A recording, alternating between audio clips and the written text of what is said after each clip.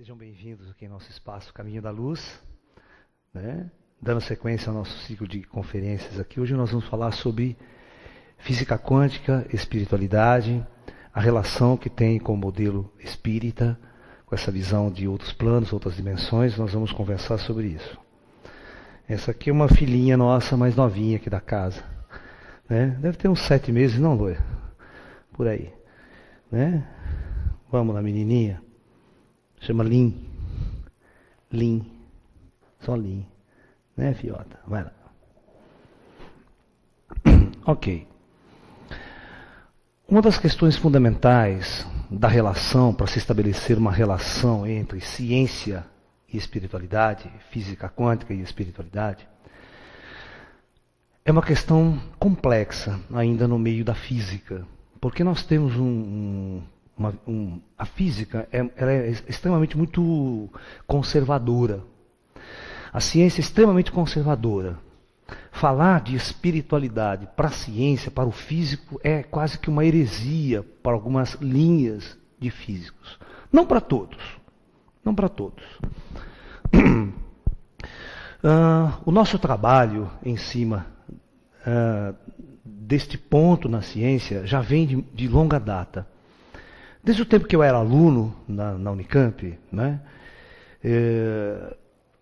nós fazíamos um curso de teoria da relatividade, né, com o César Lattes. E tinha também o nosso professor de física quântica, né, que a gente tem normalmente no curso. Então as discussões eram intermináveis. As pessoas às vezes assistem a minha palestra, que numa palestra às vezes você não consegue se aprofundar tanto em detalhes técnicos. Então quando um físico assiste a minha palestra, às vezes ele se espanta como se eu não soubesse de determinadas coisas. Mas nessa palestra eu gostaria de esclarecer exatamente isso, que todos esses pontinhos chaves da física quântica, nós debatíamos ele demais na universidade. Eu fazia essas perguntas para o César Lattes, entende, o tempo todo. O tempo todo nós colocávamos o César Lattes na porta, mas explica isso, mas por que isso, por que daquilo, né? Essas questões cruciais da física quântica que a gente vai expor para vocês hoje aqui. Mas o que nós percebemos? Nós percebemos uma coisa muito interessante, que nós temos hoje 2 tipos de física que se desenvolveram separadamente, tá? E até hoje essas 2 físicas não se encontraram. Ok? Uma física defendendo o lado positivista, o lado objetivista. E esse grupo de físicos foi estudar praticamente o cosmos, o universo lá em cima, entender a natureza do cosmos, do universo. Começou com a mecânica newtoniana, entendendo o movimento dos planetas, né, a mecânica celeste.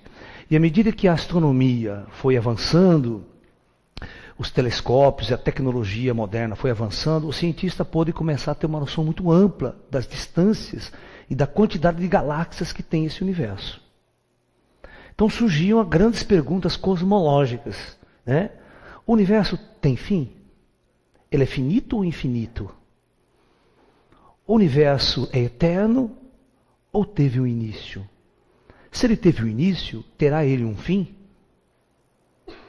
Então essas questões fundamentais, macrocósmicas, quem tenta responder é uma ciência chamada cosmologia, que é uma área dentro da física, né, que estuda o universo de uma forma geral, né, de uma forma abrangente, tentando responder essas questões aí. Então os físicos relativistas tal, é que começaram a entrar nesse mecanismo, nesse estudo da cosmologia. No entanto, um outro grupo de cientistas começou a fazer uma jornada inversa. Foram estudar o íntimo da matéria, o microcosmos, a estrutura primordial do que a matéria era feita. Ok? Então, um foi para um lado, outro foi para o outro. Estudar o macro e o microcosmos. Mas à medida que os físicos que foram para o microcosmos, tá? Então, vamos lá. Para o microcosmos, eles começaram a encontrar um universo onde todas as leis, a maioria das leis conhecidas na mecânica newtoniana e na própria teoria de Einstein, por exemplo, da relatividade, não batiam. Ou seja, as teorias existentes, os modelos existentes, não conseguiam explicar a natureza dos fenômenos atômicos. Então, esse pessoal foi para o átomo. Ok? Muito bem. E esse pessoal que foi para o átomo é que desenvolveu uma física batizada como física quântica. Ok? Muito bem.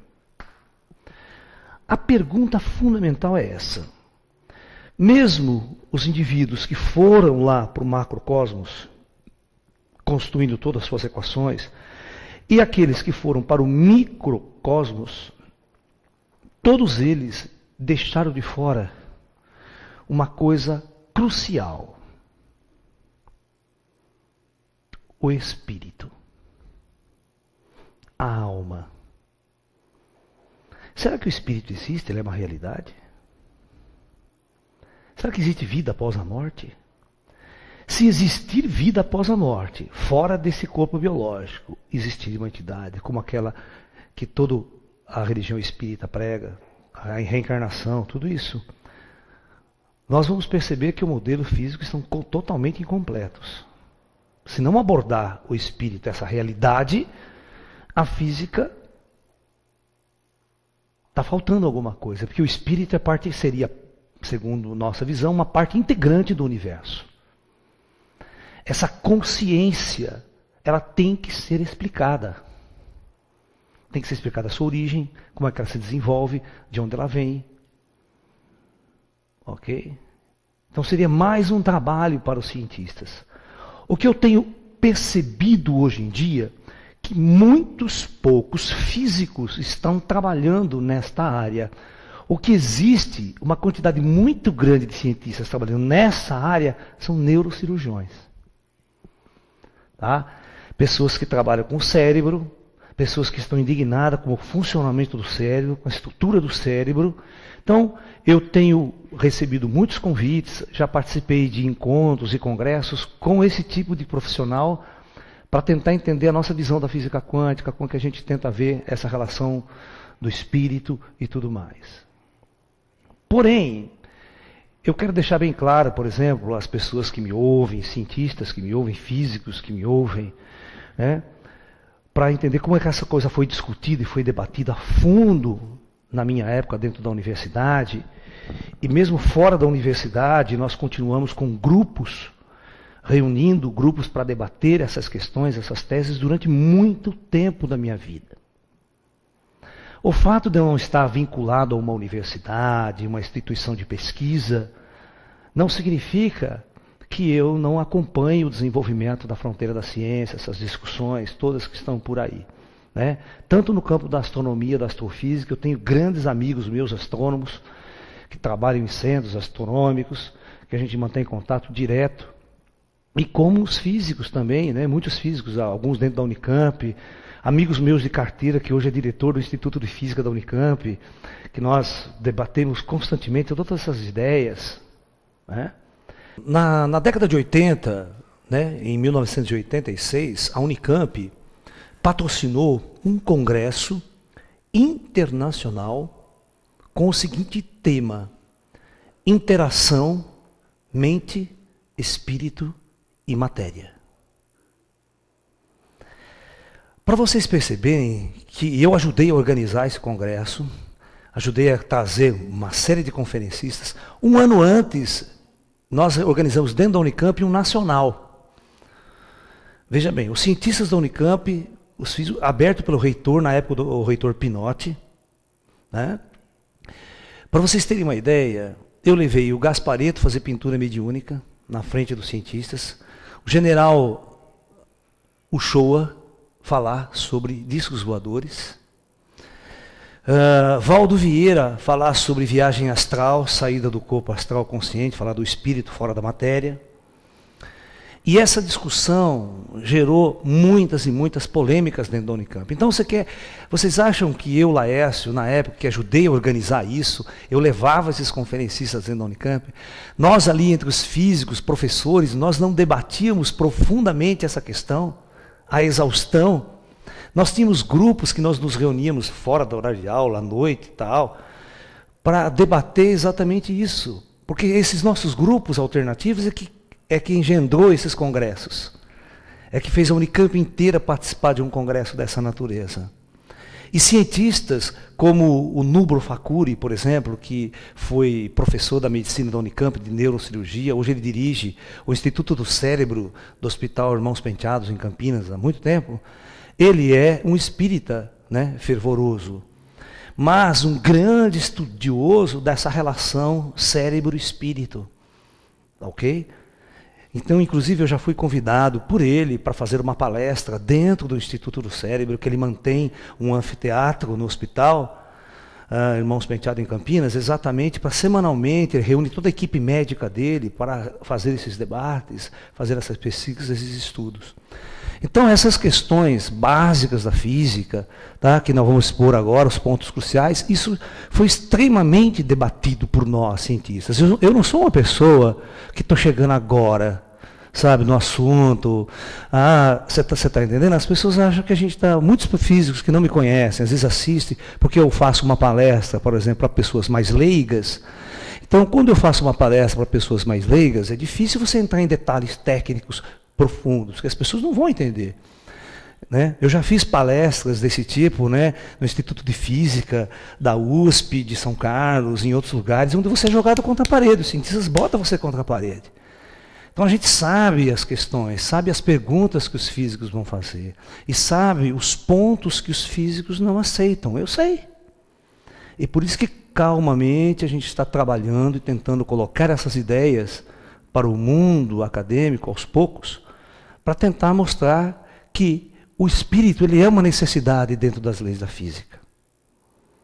Mas se você consultar alguns físicos tradicionais e físicos famosos aqui no Brasil, que fazem divulgação científica, eles não querem nem ver falar dessa questão da religiosidade ou tocar no assunto Deus para teorias físicas. Eles ficam até arrepiados, porque é um preconceito. Não deixa de ser um preconceito. Porque nós debatemos isso abertamente durante muito tempo, muitos anos, dentro da Unicamp, com grupos extracurriculares ali, com participação de grandes professores da Unicamp, grandes cientistas, e isso não nos deixava nem um pouco envergonhados, nem um pouco, sabe? Porque era uma coisa muito gostosa, muito saudável de se fazer. Porque alguém tem que explicar a vida. Nós somos a vida aqui na Terra. O planeta Terra é cheio de vida. Alguém tem que explicar essa existência. Por acaso, a gente não engole a vida por acaso, como a ciência acha que a vida aconteceu por acaso. E como os cientistas procuram vida no universo, sabe? Essa astrobiologia, essa exobiologia. Tentando procurar vida como se ela acontecesse ao acaso nos planetas. Sem contar que existe que essa questão, existe uma inteligência fora da matéria que pode reconstruir e construir tudo que existe na matéria. Quando isso for descoberto e aceito pela ciência, vai haver uma mudança tão grande no paradigma das discussões e do pensamento humano, que vocês vão conhecer duas eras, uma antes disso e outra depois disso. Que é a era do espírito. É vocês imaginarem a ciência nossa acordar e detectar que existe a cidade em nosso lar, que existe uma comunidade toda funcionando com ciência, tecnologia, seres pensantes, seres viventes, aqui ao nosso redor. E a ciência até hoje não detectou isso. Não é? Então, é isso que nós vamos tentar conversar. Quais são os pontos polêmicos da física quântica que pode dar margem para a gente tentar introduzir o espírito nesse meio, nessa questão, para essa discussão? Né? Primeiro, nós temos várias questões que levaram muitos cientistas, na época do seu desenvolvimento, a deixar de lado essa discussão, sabe? Porque ela era muito perturbadora. Então, passou-se por cima disso. Porque eram pontos que davam margens a muitas interpretações diferentes. A ponto de os cientistas não estar falando a mesma língua, usando a mesma equação e interpretando essa equação de forma diferente. Então os físicos fizeram um congresso em Copenhague, lá uma época, e criaram a interpretação de Copenhague da física quântica. Sabe aquela coisa? Fazer uma reunião para todo mundo, vamos ajustar esse negócio, que todo mundo falar a mesma língua. Aí que está, quando foi feita essa reunião, a interpretação fundamental que eles decidiram lá não é a total, é a que eles acharam a mais correta na época. Mas existem muitas outras maneiras de se ver a coisa que podem dar exatamente a margem para o espírito penetrar nessa questão e fazer parte integrante dessas discussões. Muito bem. Quais são? Primeiro, existe um problema muito sério na física quântica, que é o problema da medida. Tá? Ok? Então, veja bem. Como fazer medidas na física quântica? Quando você vai tentar entender o microcosmos e tentar entender como que é um elétron, do que é feito um elétron, do que é feito um próton, do que é feito um nêutron, essa chamada estrutura praticamente básica da matéria. Eu assisti um documentário na Discovery Science essa semana, que um grande cientista, né, ele falou assim, olha gente, nós estamos há 40 anos estagnado, parado, nós não vamos nem para frente nem para trás. Nós chegamos a uma questão que é essa, né, o núcleo atômico, né, tem os prótons, né, nêutrons e elétrons, já conseguimos dividir os prótons e os nêutrons e achamos quarks, né?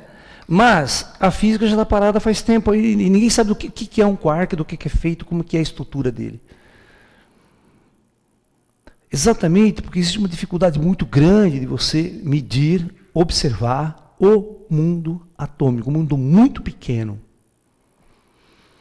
Porque tudo, olha, agora eu vou falar uma coisa que vocês precisam prestar atenção, principalmente quem me ouve aí, amigos físicos que às vezes não entendem um pouco, alunos mais jovens de física, que estão começando agora, que não entendem essa questão. Na física, tudo são números. Tudo é um modelo matemático. As interpretações, elas não são de uma relação direta com o objeto. Ela simplesmente é uma relação virtual. Você tem uma relação virtual com o mundo atômico. Agora a pessoa do computador vê o mundo virtual, a realidade virtual, né? Que não é real. Então, na verdade, todas as vezes você faz uma experiência em física quântica, você vê números. Você vê medidas. Você padrões de energia. Por exemplo, você quer ver uma coisa interessante? Que é uma discussão até hoje, nós discutimos e nós debatimos muito isso com o nosso grupo, é você falar que o elétron, por exemplo, o spin do elétron, que é o momento magnético, é a rotação do elétron.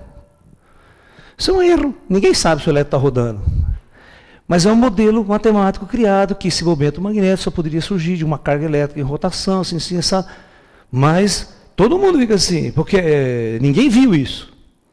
As pessoas veem o número, aparecem números nas medidas, certos números, certas questões. Então se cria um modelo matemático, um modelo teórico, mental, intelectual, em cima daquilo que a gente conhece, para explicar essas medidas que nós estamos tirando do mundo atômico. Então esse físico mesmo, assim, falou, não sabemos o que é o spin, nós achamos que é isso, mas não significa que é. Do mundo virtual nós temos números, ninguém está enxergando para ver como é que funciona a coisa realmente. Então, e ele falou uma coisa muito interessante. Há 40 anos que nós estamos estagnados. Não se vai mais além para saber o que está acontecendo. Não tem descobertas novas, assim, violentas, que opa. Né? Então, por causa deste problema da medida, de não poder tirar uma medida com precisão, todo o sistema físico, né, quando você tinha a física clássica de Isaac Newton, por exemplo, você conseguia fazer equações de movimento extremamente precisas. Né, aquelas equações de movimento que nós conhecemos, né, do movimento uniforme, por exemplo, S igual a S0 mais VT. Então, todas as vezes que eu queria prever como um móvel se comportava, um objeto se comportava ao longo do tempo de um sistema, eu precisava saber a sua posição inicial, onde ele estava, num sistema de coordenadas que eu me baseava, e precisava saber a velocidade desse objeto. Se eu soubesse a posição inicial e a velocidade desse objeto, eu podia prever o futuro deste objeto, como o sistema iria se acontecer no futuro, né? Como ele se deslocar em relação ao tempo. Então, o que é fácil, né? Você, por exemplo, tem um carro que está na Avenida Anhanguera, está com a velocidade de 70 km por hora. Quanto tempo ele vai demorar para chegar em São Paulo? Então, a gente já prevê, ó, daqui 2 horas está chegando em São Paulo, assim, essa... Eu posso prever, posso escrever equações de movimento e prever. Agora, no mundo atômico, para escrever uma equação, quando o objeto não é um carro, mas é um elétron, é uma partícula subatômica, o problema é sério. Porque os cientistas tentaram, porque eles não conheciam a natureza direito do próton e do elétron. E começou a dar um problema, eles não conseguiam medir este parâmetro aqui e esse parâmetro aqui com precisão ao mesmo tempo. Dava um erro na medida. Significava o seguinte, numa determinada eixo X, eu não conseguia saber com precisão, vamos supor que aqui estava a origem, né, eu marcava um sistema de coordenadas, eu não sabia dizer aonde que esse objeto estava com muita precisão, em que posição ele se encontrava aqui. Esse era um problema. Segundo problema é medir qual a velocidade dele com precisão. Todas as vezes que eu montava um experimento para tentar achar a velocidade com mais precisão, eu perdia a do espaço. E toda vez que eu tentava montar um sistema para dizer onde ele estava, eu perdia a velocidade. Então, essa equação começou a dar zebra. Eu não conseguia escrever uma equação precisa e objetiva. Isso gerou uma das coisas chamado princípio da incerteza. Da incerteza. Ok?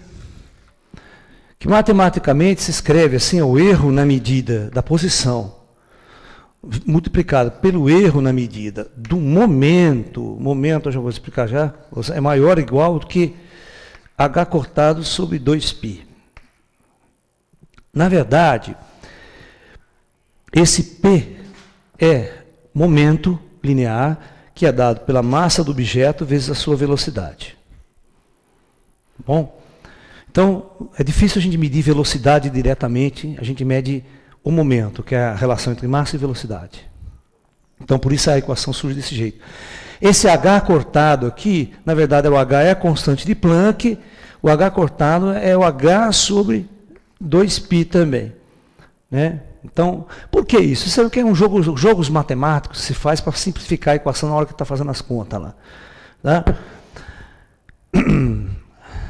Ok? Então, sempre existiu um erro na medida da posição e um erro. Aí, deu zebra.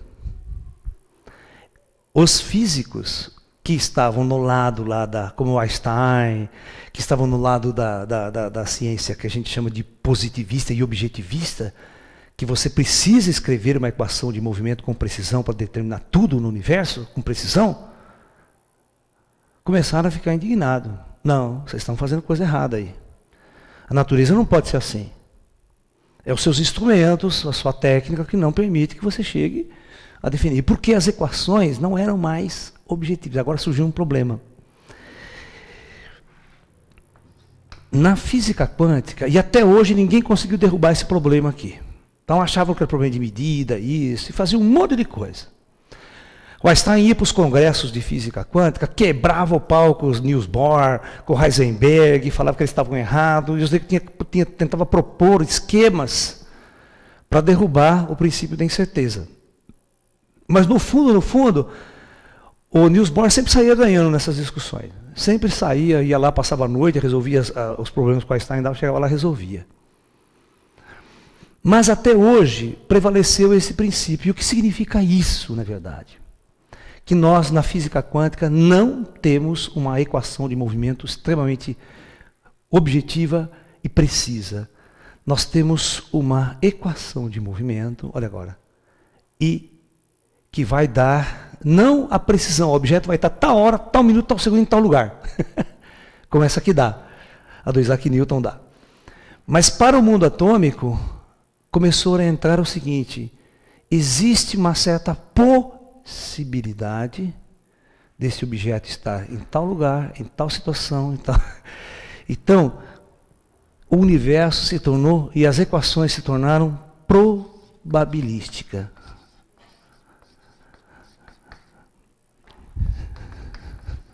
Ok? Então, no mundo atômico, você jamais pode afirmar que um evento vai acontecer tal dia, tal hora, tal momento, tal situação. Você nunca pode dizer isso. No mundo atômico, nós só podemos dizer o seguinte: talvez exista uma certa possibilidade de certas coisas acontecerem. Por isso que o Einstein veio com aquela grande frase, né, que ninguém quase entende, quem está fora disso, e dizia: mas Deus não joga dados. Ou seja, né?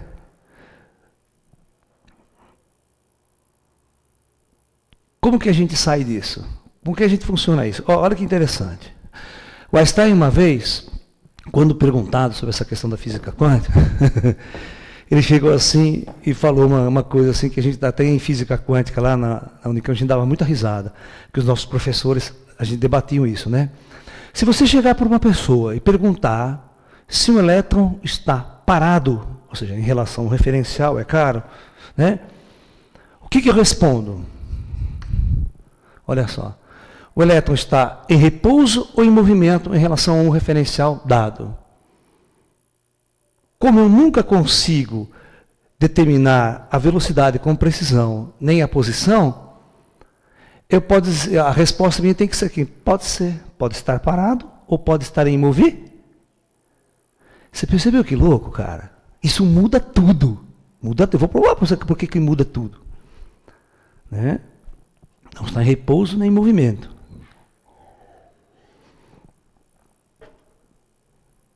Então, a resposta, não sei, pode ser.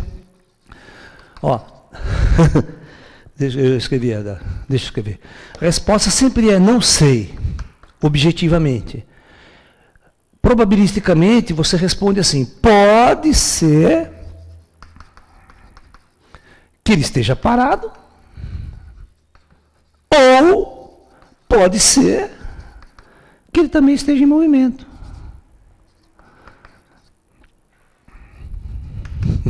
Grande objetivismo, não? Vocês estão entendendo? Que acabou o positivismo, o objetivismo da ciência? Pô, se você não pode responder isso para mim, e pode tirar a medida que você quiser. Você não vai conseguir responder. Porque se eu for tirar uma medida, a velocidade pode dar zero, em torno de zero, né? Pode variar, não pode? Então, isso que é o delta. Ó. Se você tiver um delta P, que na verdade no fundo é um delta V, né? No fundo é um delta V. Essa velocidade eu nunca sei com precisão. Ela pode estar em torno de zero. Pode ser zero, como também não pode ser zero. Você quer ver por que o Einstein agora falou que Deus não joga dados? Porque ele criou a seguinte situação. Vamos supor que existe uma máquina aqui, tá? E aqui dentro existe um furinho. E aqui exista um material radioativo, um material qualquer. Que os eventos atômicos são probabilísticos, então ele pode ou não emitir uma partícula, emitir um elétron, emitir uma partícula. Se ele não emitir, tudo bem. Se ele emitir, mas existe uma probabilidade. Ele pode não emitir, como pode emitir. Quando ele pode? Não sei. Pode emitir a qualquer momento, pode demorar 20 mil anos para emitir uma partícula. Aí, o cara coloca um sensor aqui, de detecção, e quando ele receber uma partícula aqui, isso aqui dispara uma bomba atômica. Vamos ser radical. Uma bomba atômica. E eu instalo esse sistema numa cidade como Nova York. A pergunta é: a bomba vai explodir e matar 5 milhões de habitantes? Ou não vai explodir e ninguém vai morrer? Esse fato dependeria do quê? De eu escrever uma equação precisa desse objeto quântico aqui. Se a velocidade do objeto for zero, ele não sai daqui. Se Se for diferente de zero, ele sai, vai disparar, vai explodir a bomba. Né? Essa é uma versão diferente do gato de Schrödinger, tá? Mas é isso que o Einstein fala, pô, Deus não joga dados. Então quer dizer que a minha vida, a minha existência vai depender da probabilidade? Porque os eventos quânticos, então ele falava, tem algum erro aí. Então, o fato do mundo atômico ser probabilístico também deu problemas. Aonde entra o espírito nisso, Carmen? Calma que não vamos chegar lá. Essa palestra vai ser um pouco mais longa do que as outras. Mas é importante que a gente saiba exatamente isso. Porque hoje, no meio espírita, no meio espiritualista, muita gente está usando a palavra quântica em tudo quanto é lugar. É cura quântica, é meditação quântica, sexo quântico. Tem sexo quântico agora. Tá uma beleza o negócio. Né? Ai. Né? Terapia quântica, isso tem nome de terapia quântica, tá legal o negócio. Né? Muito bem. Nós vamos participar, inclusive tem um congresso para setembro de 2013, que a gente já está convidado, já está inserido lá, cientistas do mundo inteiro, é um congresso internacional aqui no Brasil, tá? Onde nós vamos estar realmente debatendo essas questões ligadas à física quântica, ligadas à medicina na física quântica. Muito bom. Terceiro ponto na questão aí. Agora que é legal, ó. Esse terceiro ponto é muito importante, que aqui a gente vai introduzir o espírito na jogada. Que a física deixou de fora, os quânticos deixaram de fora dessa interpretação. Que é a história do observador. O papel do observador na física quântica. Muito bem. Na física clássica, quem estudou ginásio, fez o colégio, né, sabia o que era esse observador. Estava lá, um observador parado, olhando uma bala de canhão. Né? Então você mede a velocidade, a distância com esse canhão. O observador ele fica aqui, ele não afeta o movimento, sabe? Por exemplo, eu observando o movimento dos planetas. Quando que eu, Laércio, por qualquer medida que eu tire, eu vou afetar o movimento da Terra ao redor do Sol? Não afeta, certo? Ou seja, a interferência que eu posso causar é zero, é nula. Então, o observador, no caso da física clássica, da física newtoniana, ele é um observador independente. Eu posso separar o observador do observado, do objeto observado. Eu tiro todas as medidas e eu estou aqui observando, apenas de fora, sem interferir, tirando as medidas, tal, faço as equações. Ok? Já na física quântica, existe um problema muito sério. Como observar o mundo atômico? Eu tenho um elétron aqui. Por exemplo, sabe como que eu observo as coisas nesse mundo macrocosmo? A gente observa assim. Eu tenho um olho, vamos supor, esse aqui é o meu zóio. Vamos supor que esse aqui é o meu olho. Aqui eu tenho um objeto, uma pessoa que eu vou observar. Este olho aqui, esse sistema de detecção nosso, de um observador, ele só funciona mediante o mecanismo da retina desse olho. Ele funciona com luz. Se não tiver fonte de luz, ele não vê. Então eu tenho que ter uma fonte de luz. Se eu não tiver fonte de luz, o meu olho não funciona, eu não vejo. E o sistema funciona assim. Um raio de luz sai dessa fonte, bate no objeto, é refletido por esse objeto e vem até o olho. Ok? Então veja bem, se em qualquer momento for interrompido este esquema, o objeto não pode ser observado. Se a luz for interrompida aqui, eu não vejo o objeto. Se for interrompido aqui, se eu apagar essa fonte, ninguém vai ver o objeto, fica tudo escuro e eu não vejo nada. Se der algum problema no meu olho aqui, também na retina e tal, eu não vou ver também. Então tudo tem que estar funcionando perfeitamente. Mas veja, eu tenho que jogar uma luz para observar, ok? Muito bem. Como é que eu faço para observar quando o objeto agora não é mais um objeto grande, macroscópico, mas é um elétron, ou é um próton, uma partícula subatômica? Vamos substituir. Vocês diriam para mim, Laércio, faz um super mega microscópio, né? Faz um big microscópio, né? Uma puta lente, aquele, né? 50 metros de microscópio. Ok? Vocês sabiam que quando os cientistas, os médicos começaram a investigar os micróbios, né? Através dos primeiros microscópios, o melhor microscópio óptico que dá para você construir, para ver bactérias e tal, ele amplia, para vocês terem uma ideia, 2.000 vezes um objeto. Tá?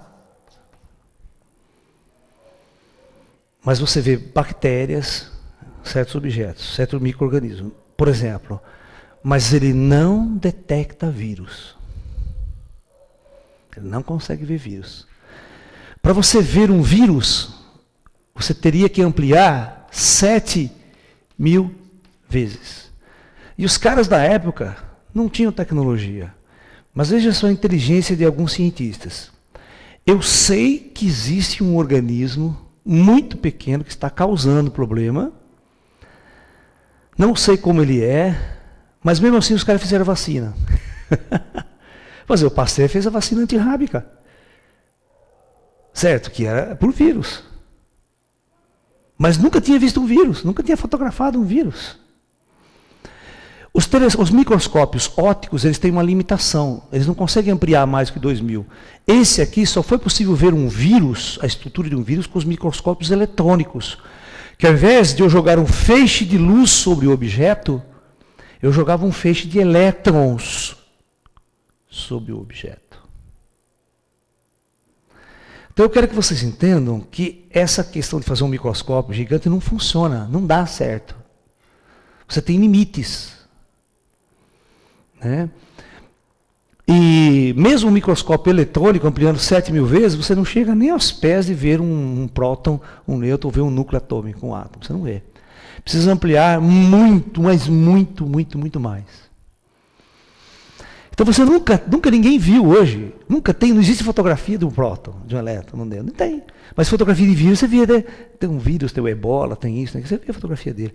Mas um vírus já é uma cadeia carbônica sofisticada, né? Aquela cadeia toda cheia de vírus, tem cromossomo, tem o DNA. Não é um átomo, gente. Para ver um átomo, você tinha que ampliar muito mais. Aí da zebra. Porque quando você substitui, põe o elétron aqui na jogada, né? Toda vez que eu jogo um raio de luz em cima do elétron, ele absorve esse elétron, ele sai movimentando para lá, tal. Ele não vai jogar essa luz de volta e nem vai... Quando ele jogar a luz de volta, você vai ver uma imagem do que ele era. Ele interage com esse objeto. Então, na física quântica, a coisa começou a ficar assim. Todas as vezes que eu vou tentar observar o mundo atômico, não existe uma maneira de eu me separar. Eu interajo, eu perturbo o meio atômico. A minha olhada, toda vez que eu vou olhar, eu mexo. Então, o que eu vejo não é o que era. Eu vejo o resultado da mexida, da interação entre o que eu estou fazendo com o mundo atômico. Então isso gerou, filosoficamente, uma dúvida aqui. Todas as vezes que esse observador vai tentar medir, olhar e interpretar com uma consciência o mundo atômico, ele modifica a realidade do mundo atômico. O que ele vê, o que ele mede, é uma interação entre ele e o mundo atômico. E como o mundo atômico é um mundo de probabilidades, ele interfere nessa probabilidade, ele interage com essa probabilidade, mudando os valores dessa probabilidade. Aí é que vem uma questão fundamental, que a gente vai discutir agora. Que o espírito vai começar a ter um acesso aí. Quem é o observador? Essa é a minha pergunta. Quem é que observa? quem observa, em primeiro lugar, é uma inteligência. Existe alguém por trás desses olhos, daquele olhão que eu fiz aqui, ó. Esse olho é o sensor que vai levar uma informação que a gente chama de um cérebro, mas o que está por trás desse cérebro? Aí vem a discussão. Quem é que está entendendo, interpretando, tomando consciência desta medida? Então os físicos dizem que eles chamam de uma consciência. Mas você pode substituir aqui entre nós essa palavra consciência, que é utilizada pelos físicos, pelos cientistas, de espírito.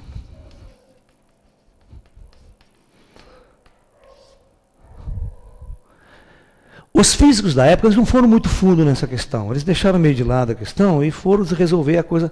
Porque ia dar muito pano para manga para tentar explicar essa questão. Quem é essa consciência que está interagindo com o mundo atômico? Que está participando e criando uma realidade lá. Uma realidade observável. Eu diria nem tanto observável, mas uma realidade, né, que eu chamo assim de virtual, porque nós pegamos informações através de instrumentos e criamos uma realidade em nossa mente. Nós criamos uma realidade em nossa mente através dos modelos matemáticos, né, que é uma linguagem, para tentar entender essa questão. Então a pergunta é, o que é a consciência? Aí nós vamos mais longe. Será que essa consciência só existe no cérebro? Ou ela independe do cérebro biológico para existir? Do que é feito essa consciência? Aí entra numa puta discussão filosófica que às vezes o físico também não sabe nem... Aí por isso que vai mais um neurocirurgião, quem está mexendo com o cérebro, quem está discutindo.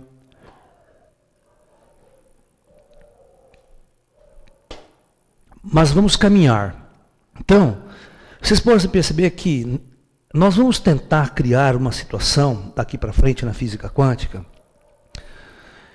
para demonstrar que o espírito, ou se você quiser chamar consciência, ele é fundamental para a interpretação do universo. Sem ele, a física fica vazia, fica faltando coisa. Porque você pode descobrir as partículas mais elementares lá, mas você não explica por que eu existo, por que eu estou aqui. Vivo, pensando e agindo.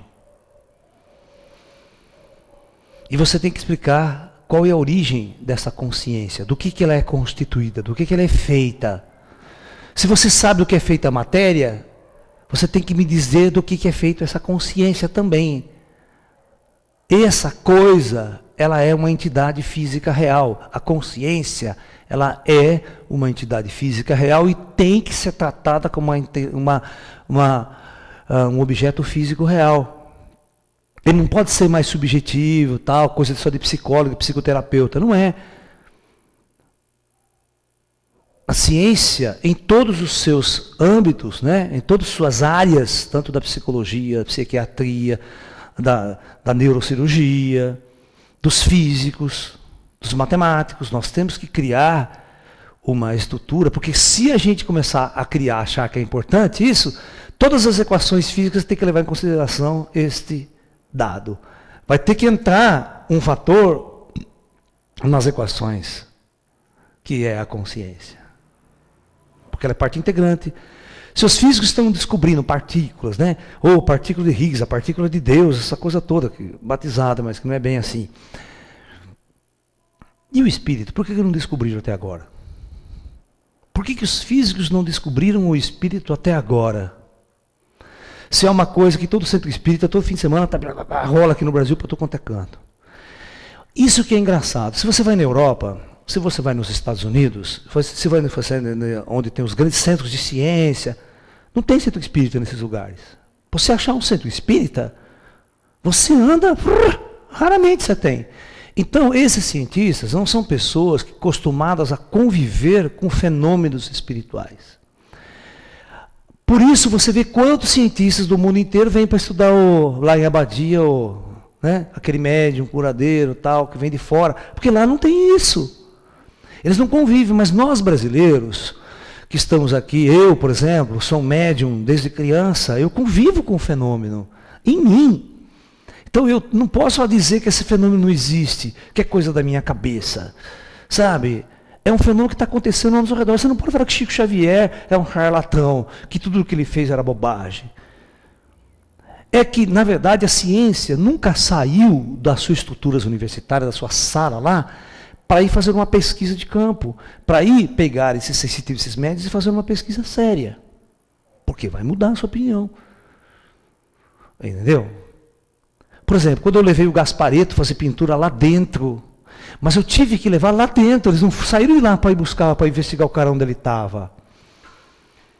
O general Shoa, falando da fenomenologia dos discos voadores, dos ETs, da presença extraterrestre aqui entre nós, cadê a ciência que não sai e vai lá buscar? Os caras não vão buscar, eles ficam lá, eles criam uma opinião dele, isso não existe, isso é tudo bobo. Mas eles nunca foram pesquisar, nunca foram a campo. As opiniões deles não são válidas como de investigadores reais. São geralmente opiniões preconceituosas, de algo que eles não compreendem, não entendem e não sabem o que é. E de algo que eles nunca quiseram levar em consideração na sua ciência. Então, esse debate da consciência é um debate muito profundo. E vocês, meus amigos físicos que estão me ouvindo hoje aqui, não vá achar que eu estou falando isso de boca para fora. Já discuti isso milhares de vezes com um grupo de físicos, com cientistas, e o César Lattes era um desses que jogava o espírito. Eu falei, mestre, e o espírito? Né? E aí, o que o senhor acha? Você está entendendo? Então não é uma coisa que eu estou falando agora entre meia dúzia de espíritas. Isso já foi debatido. Se algum de vocês estiverem me ouvindo hoje, procurem na Unicamp, no departamento de audiovisual, vocês vão ter, se tem arquivado ainda, todas essas conferências desses cientistas que debateram isso. Por exemplo, tem um físico francês chamado Jean Charron, que ele escreveu um livro, ele esteve nesse congresso Interação Mente, Espírito e Matéria, aqui. E ele tem um livro escrito, O Espírito, Esse Desconhecido. E através da própria física quântica, da própria interação, ele vai escrever ideias dizendo que o elétron e as partículas elementares necessariamente têm que ter uma consciência. Porque ela decide, ela toma decisões. Ou seja, você não pode mais encarar partículas elementares como os objetos mortos, como as partículas mortas. Né? Existe realmente uma inteligência, uma ação de consciência que faz parte deste universo quântico das partículas e que muitos físicos tentou negar que isso é verdade. Tá? Tudo bem. Vamos continuar. Mais um ponto importante e polêmico dentro da física quântica. Né?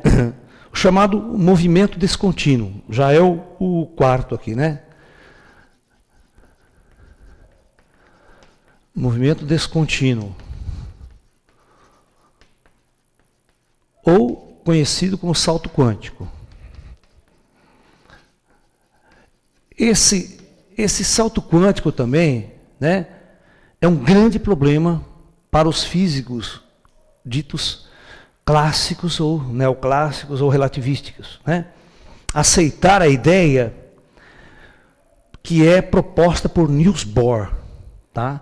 Niels Bohr criou essa proposta do salto quântico porque o que se observava era exatamente isso. Então, ele imaginava que se existia um núcleo, vamos pegar o átomo de hidrogênio, que é o mais simples, um próton no núcleo, e ao redor desse próton existia, numa órbita, ou num orbital, vamos assim chamar, um elétron. Na física clássica, se você pensar igual ao modelo planetário, se esse objeto ficar rodando, ele vai estar acelerado, porque tem aceleração centrípeta. Então ele perderia energia por estar acelerado. E, teoricamente, a órbita dele teria que ser assim, ó, até o ponto de cair. Se você tiver um satélite, e esse satélite vai perdendo velocidade, perder energia significa perder velocidade. Ele começa a perder velocidade, ele começa a fazer espiral, até que ele vai cair na Terra. Pum, é atraído. Então a pergunta era, né, por que o elétron, mesmo estando acelerado, que é uma regra da física clássica, ou da física, né, que toda partícula acelerada tem que irradiar, tem que perder energia. E por que o elétron não caía no núcleo? E quando eu dava energia para o elétron, como que ele se comportava? Ele aumentava a velocidade, então ele tinha que se distanciar e cada vez mais longe do núcleo. E os físicos perceberam uma coisa muito interessante. Na experiência, na experimentação, que toda vez que eu dava energia para o elétron, ou tirava energia dele, ao invés de ele fazer órbitas espirais, não. Ele simplesmente saltava de um ponto para outro. Como se existisse vários níveis, várias órbitas pré-definidas, e o elétron saltava dessa para aquela de acordo com a energia que ele tinha. Se ele tivesse uma energia muito grande, ele saltava para outra. Se ele perdesse energia, ele saltava para uma outra. E esse salto era inexplicável, porque não tinha trajetória. O elétron sumia aqui e simplesmente aparecia em outro ponto dessa órbita mais baixa.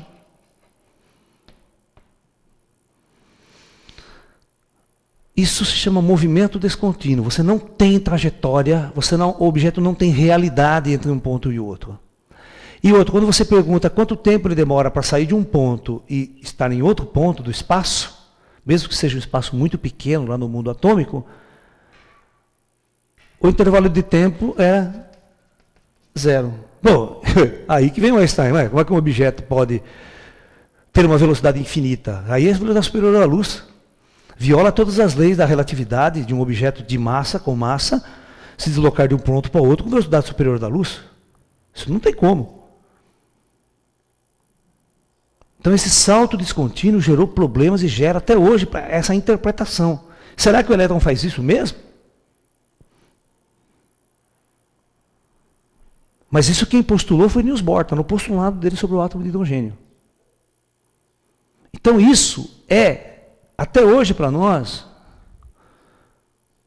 não tem sentido. Por isso que a física quântica e a teoria da relatividade não conseguem até hoje se encontrar. Não tem uma formulação matemática objetiva que faz com que as duas estejam unidas.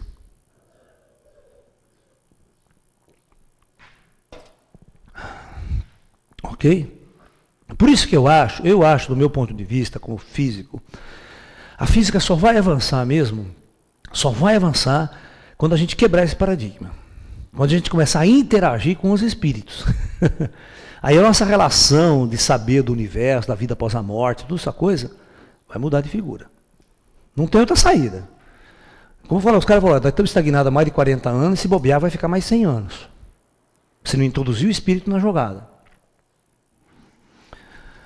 E uma terceira questão, uma quarta, uma quinta questão, é uma coisa, né, que os físicos os neurologistas estão estudando também, que é o chamado correlacionamento quântico. Né? Vamos colocar a quinta aqui, correlacionamento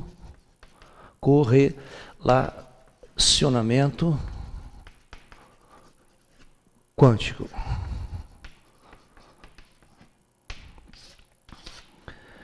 Eu vou tentar explicar de uma forma mais simples para você. Ou estado singlet, que os físicos falam entre duas partículas, tá ok.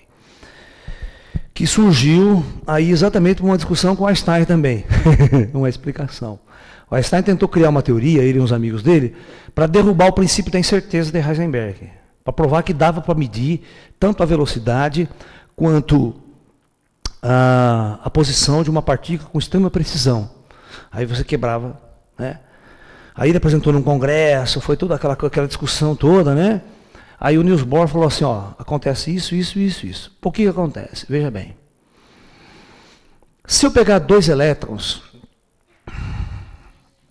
e fazer esses dois elétrons se relacionarem, interagirem um com o outro, geralmente, a gente fala por spin, né? Eu tenho um spin para baixo e outro spin para cima. Na verdade, se você pensar em rotação, um está girando de um lado, outro está girando do outro. Porque é que nem uma engrenagem, né? Você não pode colocar dois virando na mesma direção, que vai quebrar o dente. Você tem que colocar duas engrenagens, um gira para um lado, outro gira para o outro. Aí funciona o sistema. É mais ou menos como se fosse isso, o spin, a rotação. Aí você e se correlaciona esses dois, eles interagem.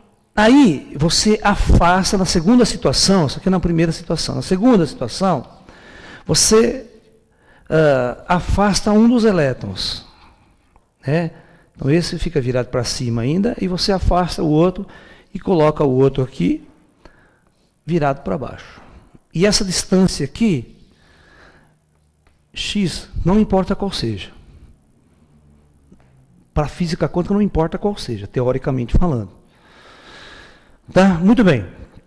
Aí, dizem o seguinte, que é aí que o Einstein fica louco, é uma interação que a gente chama entre duas partículas de forma não local. Presta bem atenção. Se de alguma forma eu virar esse spin aqui, eu dar um jeito de mudar ele, mudar os parâmetros aqui, eu vou mudar. Eu forço esse spin aqui a virar para baixo. Inexplicavelmente, esse outro elétron aqui, que não tem que ficar aparelhado, ele inverte para cima. A pergunta é, como é que esse aqui soube que esse outro virou? Para ele saber que o outro virou, ele tem que receber uma informação de que o outro virou. E segundo Einstein, as informações trocadas entre dois pontos no universo, dois observadores ou dois objetos, não podem viajar com velocidade superior à da luz. Tem que ser velocidade da luz. Porém, contudo, todavia, o Niels Bohr postulou isso, que essa interação se dava instantaneamente, sem nenhum sinal trocado, nenhuma informação real que eu via era trocada, não era um sinal eletromagnético, não era troca de partículas, não era nada. Era um fantasma, isso eles chamavam de efeito fantasma até, foi chamado uma época. Instantaneamente a outra virava. Pergunta, como que essas duas partículas interagiam à distância? O que as unia? O que as integrava? Uma informação foi trocada de forma subjetiva. Muito bem. Estava assistindo uma reportagem ontem, isso é interessante, de neurocirurgiões usando essa teoria aí para tentar entender o cérebro e a consciência. Ele disse assim que o cérebro, né, tem duas partes. Deixa eu tentar, que eu não sei desenhar cérebro, hein, gente? Faz de conta que esse treco rolou horroroso que é o cérebro. O cérebro é dividido no meio, né? Tem o lado direito e o lado esquerdo. Ok? Então, o cara dizia o seguinte, que toda vez que eu dou um estímulo, ou visual, ou qualquer coisa, o cérebro, os neurônios começam a transmitir a informação para certas zonas. Para um lado e para o outro, lado cognitivo, lado daquela coisa toda que vocês, psicólogos, entendem mais do que eu. Ok? Muito bem. Achava-se até pouco tempo, presta bem atenção, que para que um neurônio transmitisse uma informação por ano seguinte, ia nessa sequência, e essa informação também era jogada para o outro lado do cérebro, tinha que ter uma certa corrente, como se fosse um jogo de dominó. Você uma recebendo informação até chegar no último. Mas eles estão aprendendo uma coisa muito louca, que esse neurônio aqui manda informação para esse outro aqui, sem nada, quanticamente, como esse negócio aqui, ó.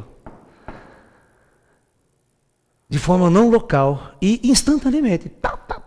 Todos os pontos vão acendendo e não tem um caminho por onde a corrente elétrica vai passando para estimular o próximo neurônio. Então, isso é uma coisa muito louca. Os neurocirurgiões estão mapeando o cérebro com equipamento e tal. E estão percebendo que não há um circuito elétrico que a informação percorre para ir de um neurônio para outro. Mostrando que o cérebro ele funciona mais como um objeto quântico, seguindo as leis da mecânica quântica, do que a gente possa imaginar. O cérebro até. Agora, será que é o cérebro mesmo? Ou tem uma coisa invisível ali, que o cérebro pode ser só uma interface dos fenômenos, mas tem uma coisa que a gente chama de consciência, ou espírito que está acoplada, que também tem um mecanismo sofisticado interagindo, que é através desses pontos que a consciência interage e jogando, que é uma coisa que não é vista. Porque até hoje os neurologistas não conseguiram mapear um objeto além da estrutura biológica que nós chamamos de espírito. E é isso que a gente quer demonstrar. Existem discussões profundas numa palestra tão curta, não é possível. Mas se vocês quiserem ir mais fundo, olha, eu tenho 21 DVDs, 21, que é um curso especial sobre física quântica e espiritualidade. Cada DVD a gente vai discutir um ponto dessa teoria. E aí a gente vai entender, tentar entender também como que funciona essas questões. Como é que os físicos, alguns físicos estão tentando dizer que necessariamente a consciência não precisa do cérebro para existir. Que a consciência, ela é anterior ao organismo biológico. Ela existe antes. Porque até hoje as teorias darwinistas, elas têm colocado que a minha inteligência, ou qualquer organismo que desenvolva uma inteligência, só foi possível depois de milhões de anos de evolução de uma estrutura biológica para que nós tenhamos um cérebro capaz de comportar uma inteligência, uma consciência, um ser consciente. Nós estamos querendo provar ao contrário, que muito antes de existir qualquer organismo biológico, a consciência existia fora da matéria, e ela que é responsável por criar o organismo biológico e se manifestar no organismo biológico. Que ela não depende do organismo biológico para existir. Por isso que depois da morte do cérebro, essa continua existindo. Mas é claro que é uma tarefa difícil ainda, dentro da física, né, para se fazer. Mas é a tentativa de alguns físicos, junto com biólogos e junto com neurocirurgiões. Nós temos que demonstrar praticamente que aquilo que vocês vivem em centro espírita, que nós vivemos em centro espírita, conversamos com mortos todos os dias, que esse morto ele existe, ele é uma entidade real no universo. Ele não é uma entidade fictícia. Né? Não é algo do inconsciente coletivo jogado aí, como muitos teóricos, né, começaram a discutir em épocas passadas, quando o Jung jogou essa teoria, né, sobre o inconsciente coletivo, para tentar explicar, porque o Jung foi um dos caras que estudou muito fenômenos paranormais. Só que ele não conseguia entender esses fenômenos paranormais como a religião espírita entende, como um ser que está existindo após a morte, que mora numa comunidade, que tem uma situação, uma sociedade. Não. Ele acreditava que essa informação que está no cérebro, ela, após a morte, ela ficava no universo, numa coisa que ele batizou de inconsciente coletivo. E o médium tinha a capacidade de acessar essa informação, trazer essa personalidade, incorporava essa personalidade e vivia como alguém que já morreu. Você está entendendo? Mas aí ele teria que explicar, coisa que ele não explicava, que essas grandes discussões, por que esse espírito, que essa consciência trazia informações novas da vida, que é como o André Luiz, ele viveu lá, ele aprendeu muito lá e traz informações de como está lá hoje. Por exemplo, era uma coisa engraçada, porque na verdade existia um fenômeno, existe até hoje um fenômeno muito interessante que a psicologia não conseguia explicar objetivamente, o Jung precisou criar esse mecanismo para poder explicar a realidade. Você pega uma criança, você pega um menino de 10 anos, mora no campo, de uma hora para outra ele incorpora alguém e começa a falar russo, começa a falar japonês, começa a falar, o cara nunca aprendeu. E ele fala fluentemente. Como é que você explica? Ele teve que detectar esse fenômeno. Quem é que está falando? Que consciência que está se manifestando? Como? De onde? De onde vem isso? Porque o fenômeno da incorporação é comum em qualquer centro espírita. Pode ir. Certo? Ninguém pode negar que ele exista. Que ele não exista. Então, a ciência tem que investigar isso e chegar a uma conclusão. E o Jung foi um dos caras que foi fundo nisso aí. Mas muitos outros terapeutas, o Freud não queria nem saber disso. E muitos outros investigadores não queriam nem saber. Mas esses investigadores, eles não conseguiam, como o próprio Jung, admitir que existia vida após a morte, como a teoria espírita coloca. Como a cidade do nosso lar, uma sociedade organizada, com gente, com nós, vivendo e existindo lá. Ele não consegue admitir isso. Então ele cria uma teoria, né, baseada num dos princípios de um físico chamado David Bohm, também que criou o universo holográfico, que eu não vou falar aqui agora, que é meio complexo agora, mas para saber que essas coisas a gente já estudou muito também, para tentar entender como que essa fenomenologia espiritualista, ou espírita, que vocês quiserem dar o nome, pode ser explicada. Hoje até na Igreja Católica tem isso, né? Vai lá um negro também fala em línguas. É o Espírito Santo. Para a Igreja Católica é o Espírito Santo.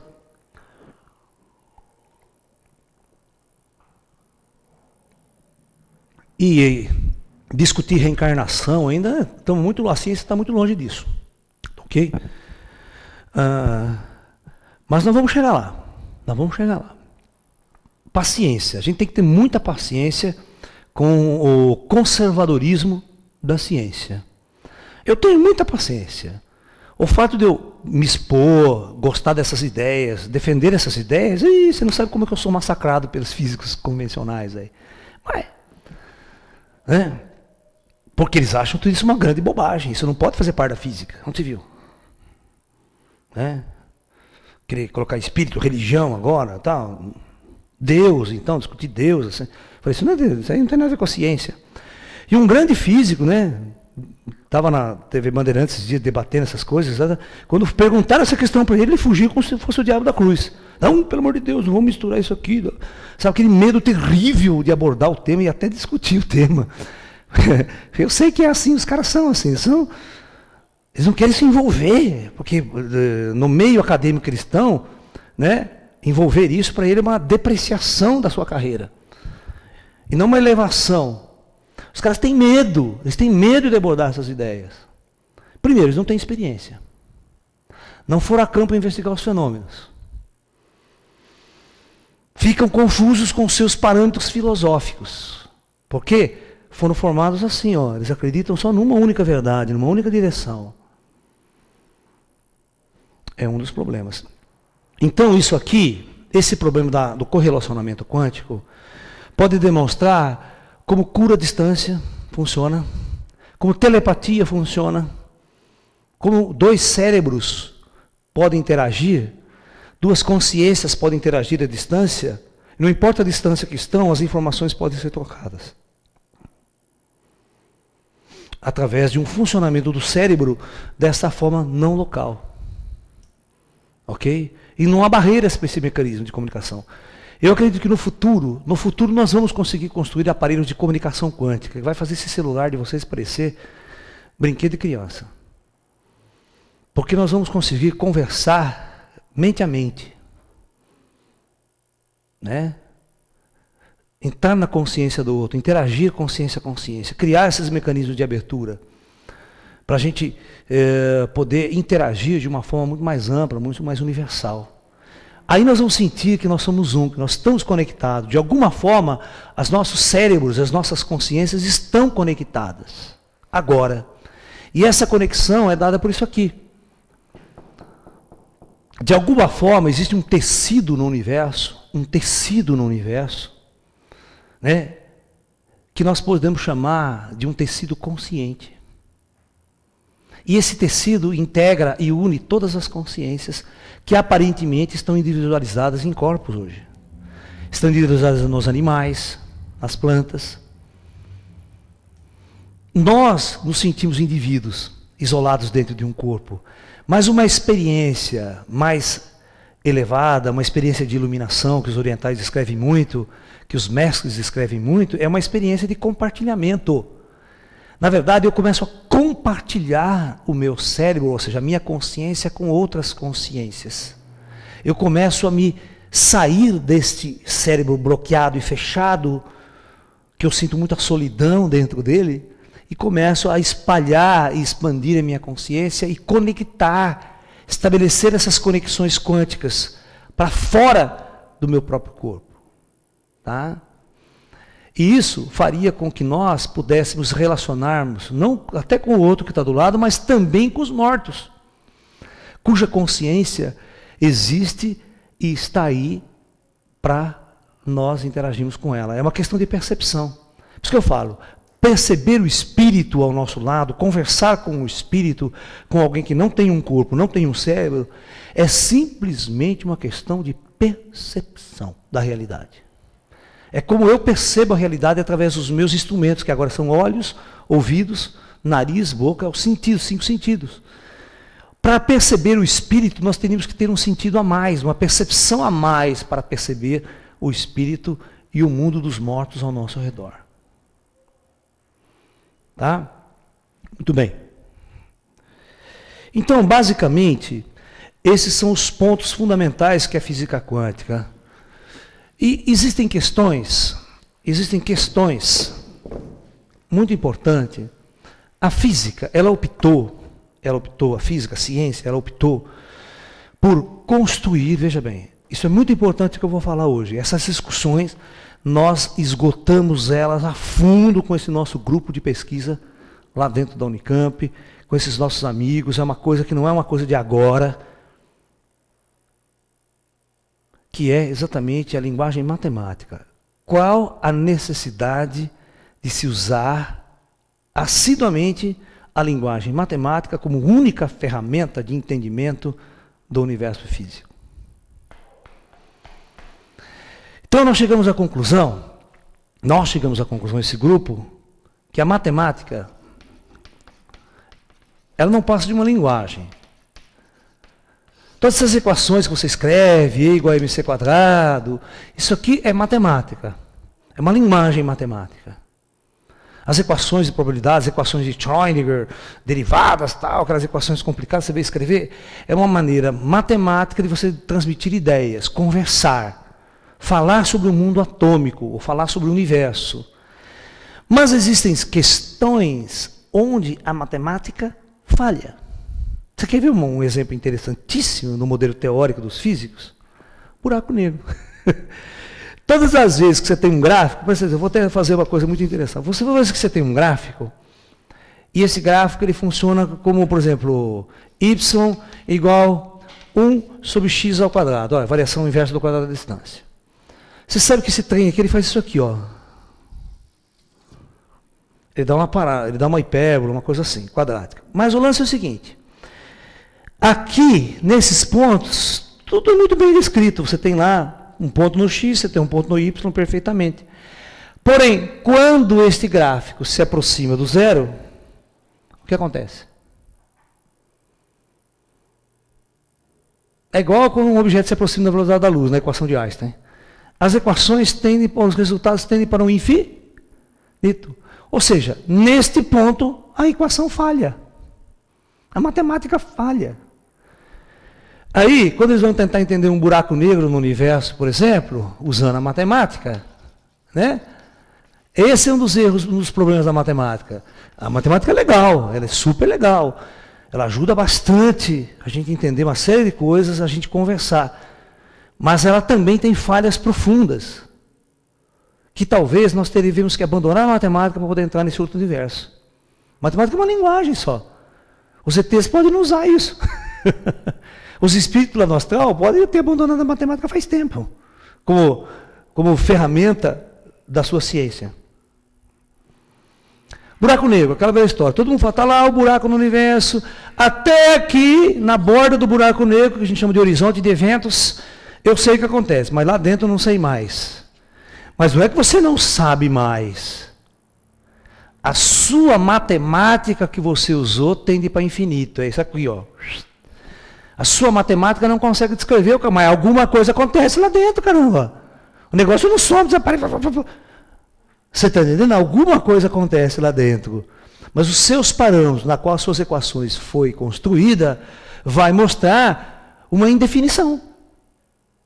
Na verdade, todas as vezes que um gráfico tender para o infinito, na verdade você tem que interpretar assim, não sei. Use a inteligência, você tem que interpretar não sei. Isso significa que a sua linguagem matemática que você está usando não consegue descrever a partir de um ponto. A partir desse ponto, a sua matemática não serve mais. Aí eu pergunto, será que uma investigação pela consciência não seria melhor? Então, esses parâmetros que são discutidos é exatamente a linguagem. Na verdade, nunca ninguém viu um buraco negro até hoje. Nenhum cientista viu, ninguém viu. É tudo teórico. Toda essa discussão que você vê de buraco negro em filme, tal, documentário, o que some, o que passa no buraco negro, o que vai acontecer, sabe? Tudo isso daí não passa de uma elucubração mental. É um modelo teórico, ninguém sabe, porque a matemática chega até aqui e para. E como os físicos só interpretam modelos matemáticos e não a realidade, eles não sabem o que acontece mesmo. A matemática é uma linguagem, eles vão até onde a linguagem está. E eles ficam mentalmente tentando entender o que a linguagem matemática quer nos ensinar. Então nós temos que ter muita consciência do que é uma linguagem e do que é a realidade. Até que ponto a linguagem usada, que é a matemática, descreve a realidade. Até que ponto, né, um gráfico desse descreve com precisão a interação das forças. Nós sabemos que não é verdade. Por exemplo, quando Isaac Newton construiu a sua teoria de gravitação, presta atenção no que eu vou falar, isso é verdade. São um dos grandes problemas na física, que ninguém leva em consideração, acho que tudo é perfeito. Você tem um corpo aqui, um outro planeta aqui, 2 planetas. Presta bem atenção no que eu estou falando. Se você for no ginásio, no cursinho, no colégio, perguntar, tem a força gravitacional? Sim, professor. Ninguém sabe direito o que é essa força gravitacional até hoje. Mesmo com as ideias de Einstein, de curvatura de espaço-tempo, ainda a gravitação é um grande mistério. Tem uma força, ok? De interação entre eles. Essa força é dada pela grande equação de Newton.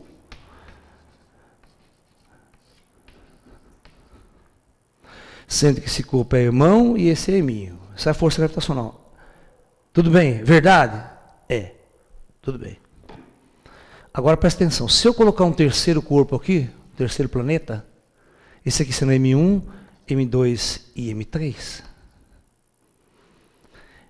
vai surgir uma nova força. Ó, esse corpo vai perturbar essa força. Ele vai perturbar o campo de tal forma aqui, que essa força que aparecer aqui agora, ó, entre eles, não vai ser mais dada por essa equação. Tá? Isso a gente chama na física o problema de 3 corpos. Essa equação já não descreve mais. Essa aqui é uma equação simplificada para 2 corpos.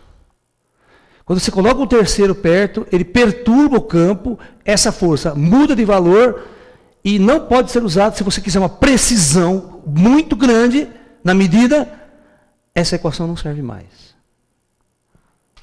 E os computadores se matam para responder, para resolver qual o valor dessa força. E se você botar 3 cargas elétricas aqui também, dá o mesmo problema. Agora você imagine, né, colocar um monte de cargas no átomo. Por isso que é impossível matematicamente você entender o funcionamento de um átomo. Porque não se tem equações simples. Não se tem coisa simples, tá? Para descrever isso. Muito bem.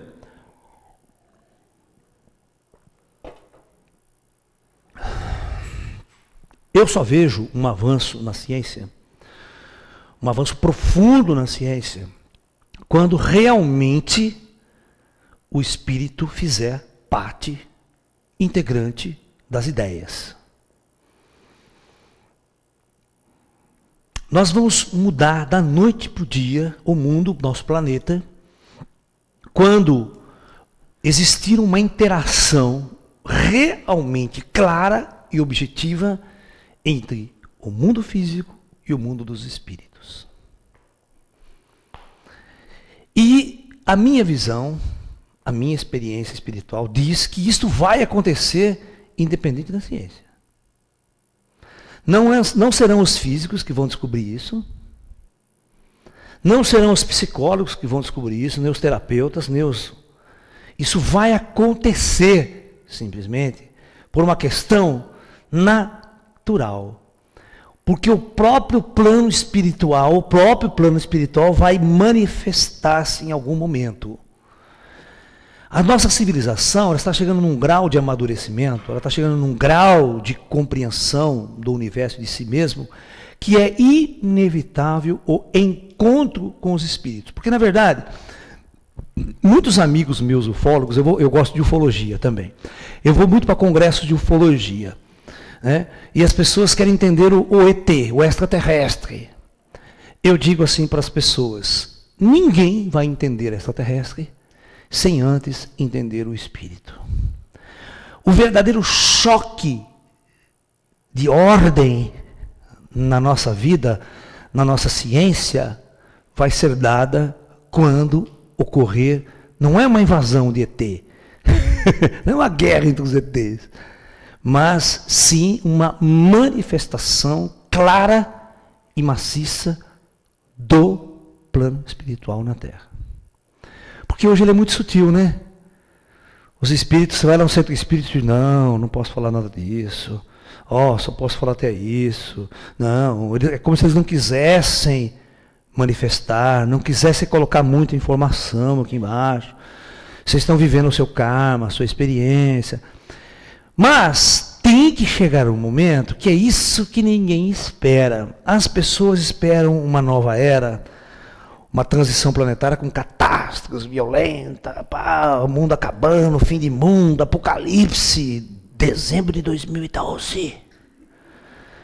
Né? Tá todo mundo esperando, né? Minha pousada já está lotada, tá todo mundo tem até esperando vaga já, gente, lá. Que desistência. Para dezembro de 2012 vai ficar enfurnado lá, não tem mais onde botar gente lá. Mundo com medo do fim do mundo. Mas eu falo para vocês que a grande virada, o plano astral sempre alerta a gente nessa experiência como médium, como sensitivo. Vai acontecer algo que vocês nunca esperaram do jeito que veio a coisa. Ela vai vir de um jeito que vai pegar todo mundo de surpresa. A ciência não vai estar preparada, porque está muito atrasada. As religiões, então, estão cada vez mais longe da verdadeira coisa que pode acontecer, que vai acontecer. Raríssimos são as pessoas do mundo que vão entender o que está acontecendo e conseguir absorver isso. Mas vai acontecer. De um jeito completamente inesperado. Vocês vão ver como que essas inteligências, elas vão agir, elas vão atuar. Elas são grandes inteligências, que comandam toda essa experiência. Sabe? Porque tudo é um acordar, sabia? Todos nós aqui somos seres que estamos vivendo experiências antigas. Mas nós estamos até, o próprio cientista também tem vidas anteriores, ele não sabe, ele não está acordado para isso. Mas imagine se de uma hora para outra, só imaginem, tá? Vocês vão dormir tudo hoje. E não, todo mundo acorda no dia seguinte estranho. Alguma coisa aconteceu. Lembrando não sei do que. E já acorda vendo umas coisas diferentes. Pô, mas não via isso. Passa um cara assim, o que é o senhor? Nossa, esse cara, sabe aquele cara mineiro que passa assim, tarde, né?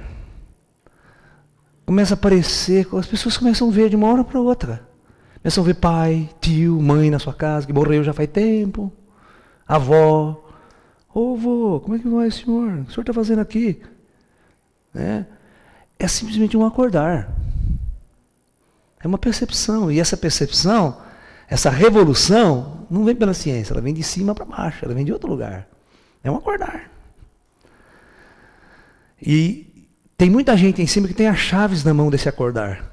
Para eles falam que é só um virar de botão assim, né? Então, acorda. Isso pode acontecer de um jeito que vocês menos esperam. Eu digo para vocês uma coisa, nós estamos num esforço tremendo, eu como físico, como cientista. Mas eu não acredito que a ciência vai resolver esse problema. Ela não vai. Porque para resolver esse problema, você precisa ser espiritualista. Uma coisa eu vou deixar bem claro para vocês. Físico que nunca teve uma experiência paranormal ou espiritual, são esses caras que estão do outro lado. Que não podem nem ver a gente. Mas a maioria dos físicos que passaram por uma experiência, vamos dizer assim, anormal, uma experiência espiritual, esses ficam assim, e agora? O que minha física vai explicar? Como que a minha física, meus modelos vão explicar essa experiência? Esse é o grande problema. Uma vez eu fui entrevistado num programa de televisão em São Paulo e a mulher me perguntou assim, mas professor, como o senhor, um físico, né? Que o modelo do físico é o físico materialista, ateu principalmente. Né? Todo físico é ateu para as pessoas aí, né? Está entendendo? Como o senhor pesquisa as coisas, fala de espiritualidade, disso, daquilo, do espírito e tal.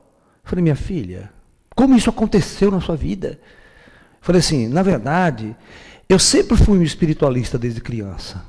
Desde muito criança eu era um médium, os fenômenos aconteciam. Estudava filosofia oriental, praticava tai chi, Kung Fu. Depois de adulto que eu fui me tornar um físico. É diferente, eu não sou um físico ateu, cético, estava lá na faculdade, de repente fui investigar espiritualidade. Então, existe uma diferença muito grande de curso de vida.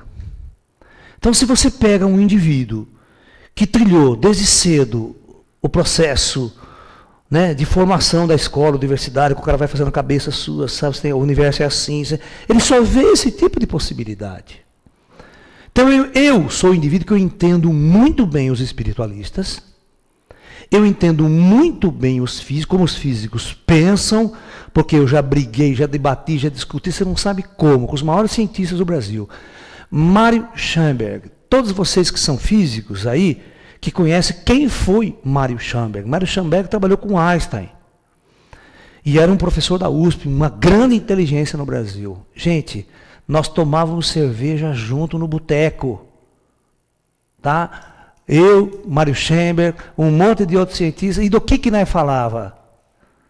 De espírito, de alma, de vida após a morte. Essas são as discussões que nós fazíamos. Agora, o que eu não posso aceitar é que um bando de físicos que nem me conhece, que nunca viu o que eu já fiz lá atrás, acha que eu sou um bobo tonto nessa área. Sabe? É engraçado isso. As pessoas não me conhecem, botam umas bobagens na internet, lá nem sabem o que eu penso, o que eu discuto, sabe aquelas coisas, acho que eu não sei nada disso.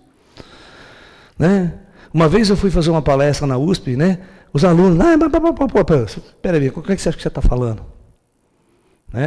As pessoas acham que você não sabe nada dessas coisas. Que eu sou um bobo, que eu estou escrevendo ideias, colocando ideias. Na verdade não é assim. Nós desenvolvemos uma ideia para tentar entender a possibilidade do plano astral existir, de uma matéria oculta existir. Nós criamos uma ideia que vocês podem ir mais fundo, assistindo outros DVDs, até aquele curso de física quântica, o meu livro sobre física quântica, que nós criamos uma coisa chamada, duas coisas interessantes que nós tentamos teorizar. A primeira é quantização de massa. Nós quantizamos a massa, fazendo uma relação entre a equação de Einstein, e seguindo a mesma ideia de de Broglie, a gente tentou fazer uma coisa bem simplificada, para tentar explicar que pode existir níveis quânticos diferentes de massa, para explicar a matéria que existe no plano astral. Como as cidades astrais são construídas, a matéria do próprio espírito, como ela é constituída de uma matéria real. O espírito não é uma coisa fantasmagórica, mas é uma entidade real no universo. Como a gente viu no filme Nosso Lar, os espíritos são pessoas reais, entidades que vêm aqui, andam no nosso meio, conversam, ajudam você a se curar de doença, trabalha com uma entidade qualquer. E essa entidade espírita é constituída de uma matéria, de um objeto real. E alguém tinha que criar uma teoria sobre do que é feita essa matéria. E nós fizemos isso, através de um modelo simples, não é um modelo sofisticado matematicamente, pode ser, se for preciso, construir a ideia de que existe essa matéria no universo. Ela está em vários níveis quânticos. Que matéria? Por que os físicos não detectam essa cidade que pode estar aí em cima de nós, morando 5 milhões de habitantes? Por que o físico vai lá, pega um instrumento e detecta, vê, vai com a câmera, vamos filmar? Então a gente tenta explicar como é que funciona essa interação entre essa matéria e essa nossa matéria, esse nosso mundo da matéria. E depois nós tentamos criar um modelo também da consciência. Então são dois modelos que eu tentei colocar nessas discussões.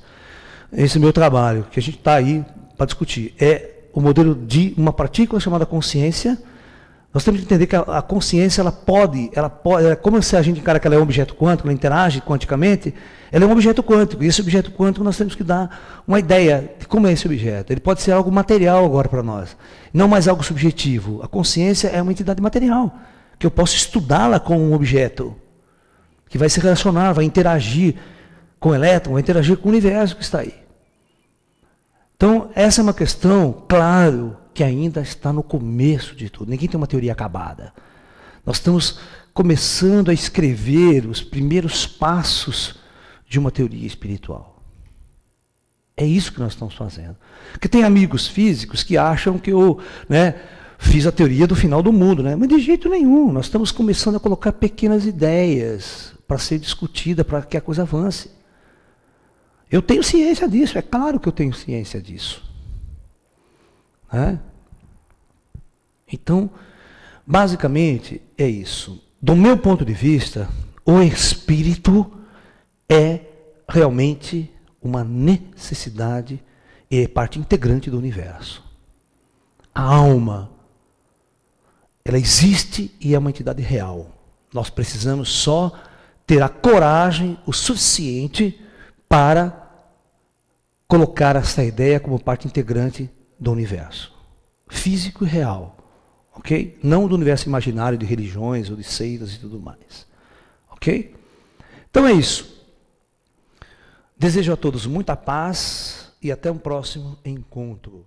Namastê, muita paz.